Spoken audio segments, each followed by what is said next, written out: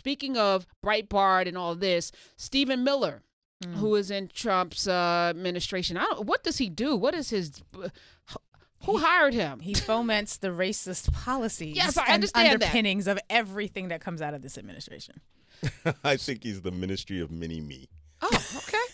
I think he just sits and it's like chief, the Department of Dr. Evilness has come up with another plan to insult the American legacy and to incite everybody to hate you. And he'll go, excellent. You know, that's Stephen Miller. Well, the story's out that email apparently that confirms that he is a racist. Many emails. Yeah, it was a dump. It was a database. A whole bunch. 900. Let's just be exact. 900 emails. Yes. Between 2015 and 2016. The woman that he sent it to, Katie McHugh, she was fired from Breitbart in 2017 for posting anti-Muslim tweets. She has been renounced by the far right, sure.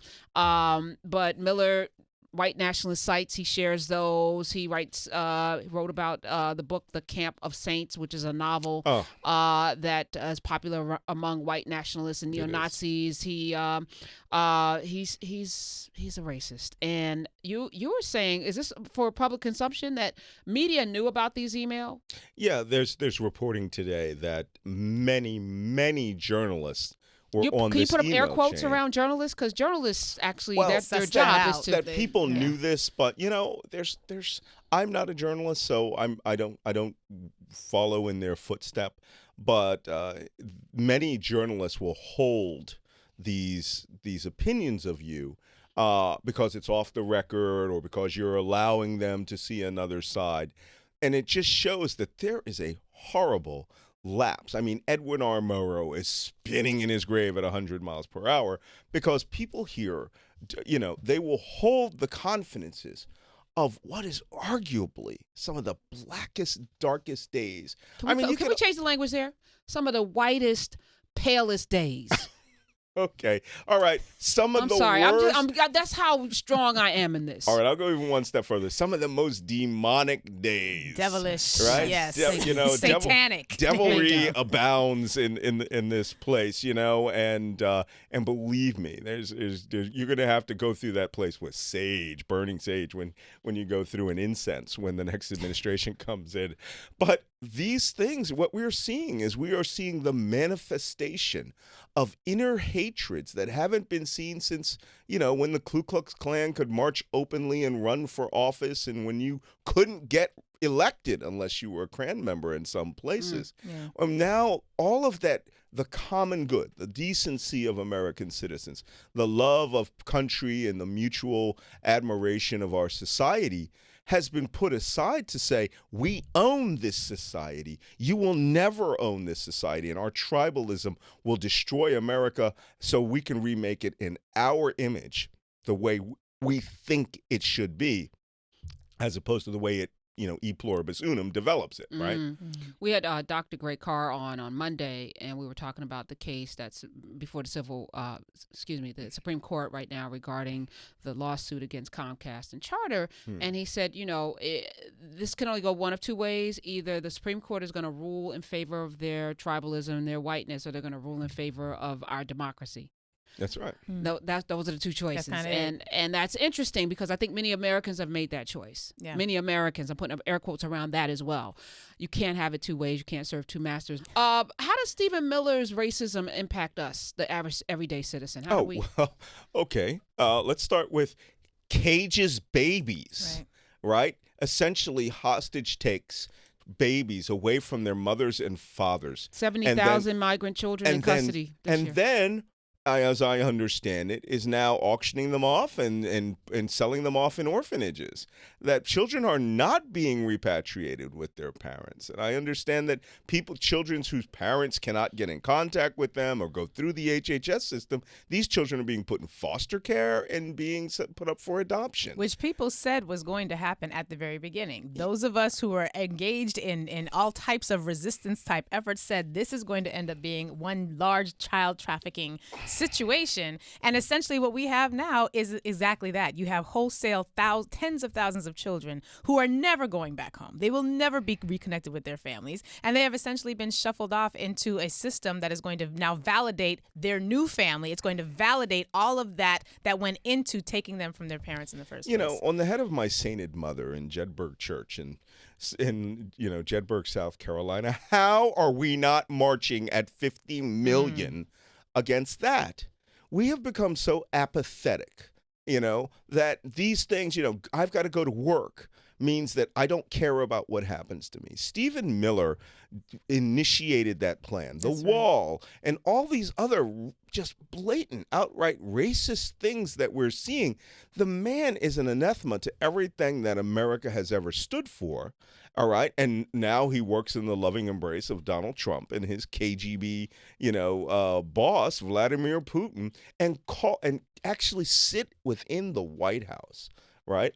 A place where, granted, there have been many racists that have sat there before, okay, but they at least tried to maintain the dignity of the office and try to move America forward for the benefit of America, as opposed to, let's just benefit 25% of the voting electorate and let's just, the rest of the country be darned. I think the fact that Stephen Miller, he is a really great example for me as to how individual personalized racism transforms into policies and institutional racism. Strategic policies. Very strategic. And even if he's the Ministry of Meanness or Dr. Evilness or whatever it is that you named it, the idea that you can have an individual who is racist and that individual goes to work and through those racist views and that racist prism through which they engage with the world, they make decisions, hiring decisions, firing decisions, policy decisions, implementation programs, all through the guise of how racism is driving and animating them. When that's happening at the federal level, at any level of government, when it's happening at the federal level, yes to the cages, yes to the wall, yes to the S-hole countries, all of that is an outgrowth of that. But what's also an outgrowth of that is the normalization and the re-embrace that this too is an equitable way of thinking and way of being that should have at least the First Amendment right to say and act and do in the way that it has. And that to me is where the danger is, because if you can be an individual racist, people say, I don't have a racist bone in my body. You don't know what's in my heart. What's in your heart is blood, veins, and arteries. That's all that I know. What I do know is how your actions and how your decisions impact the entire country, impact your circle of influence. And he has essentially been able to inject proactive, wholesale embrace of white supremacist violent nationalism in a way that makes the end of Reconstruction look very, very familiar. Well, let me tell you, this summer I was invited by the Auschwitz Memorial Foundation out to Auschwitz for my second visit out there. And I was asked to speak at a conference called, and I swear to you, this is the title, Never Again, Really? And the whole premise of the conference was there is a global rise of fascism to where what happened at Auschwitz could become acceptable. That's right. And they had victims who were survivors of the Rwandan genocide, the Cambodia genocide, Bosnia, the mass murder of the Bosnians, Armenians. And the whole consensus was that we are in a new era where Auschwitz-Buchenwald, Auschwitz and Birkenau could manifest itself again and has on a very microscopic scale. In America, 70,000 children. We put people in cages. We didn't flinch when that man and his daughter were drowned trying to eat. I mean, you're right. Why aren't 50 million of us in the streets? And the funny, because they split us on two lines, right? They split us on the lines of work. Right? Because, work is the only thing that will get you anything. And isn't that what it said in Auschwitz? Work will make you free. Arbeit macht frei, which is over the gates of Auschwitz I. But that was a myth designed to evilly treat these people to do their maximum effort till they died. And so what we're looking at here is a fundamental collapse in American decency, heart, right, in equitability amongst the people who actually care. And if you recall, the news media was down at the border for 3 or 4 days. Then the story died and everybody said, well, it's still going on. Well, these are the same people who I hear from the conservative side who go, you're killing babies. You are actually literally caging children, Right. and you have government agencies subcontracted to traffic them around the United States in minivans. And, I served this nation in the armed forces for 20 years, total 36 years in and out of the intelligence community, fighting to make sure people would not bring harm to this nation so we could live up to those values. And I'm starting to see an abandonment of those values. And to be honest, the African-American community is a very loud voting base that is solid within the Democratic Party. But we're also seeing just in this current election cycle how 24, 25 candidates has divided us to the point where we may not even come out with a viable candidate, and Donald Trump will be guaranteed a victory because everyone wants to now get in on their thing, right? And the one thing that they seem to forget is the African-American community is the most reliable Democratic voting base, and people don't seem particularly interested in what we say. They're interested in our votes when they go to South Carolina, but, they're not when you're in Iowa, which has 1% population, or in New Hampshire, which has 1.5% of the population. They don't care.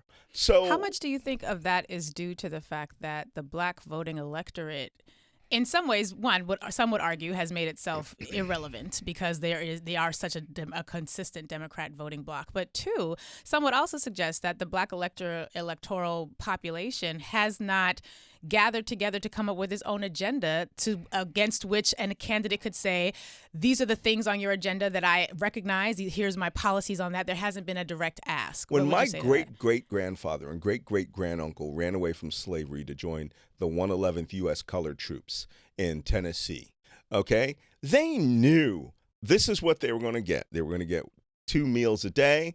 They were going to get bullets for their muskets. They were going to be allowed to patrol the Tennessee River Valley, and they were going to be allowed to shoot Confederates, right?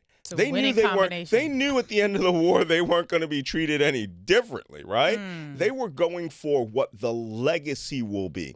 We're a reliable voting bloc because we know, certainly since the election of Barack Obama, that things can be taken away from us. That's right. And the people that are going to take it away from us are the Republican Party. And we're not going to be betting on any dark horses for revolutionary change when they literally tore this country apart to give health care to 26 million Americans. I'm in the military. I got socialist military health care from the day I was born to the day I will die, because we're the biggest socialist organization in the world, right? U.S. Armed Forces. Come on but my point is this.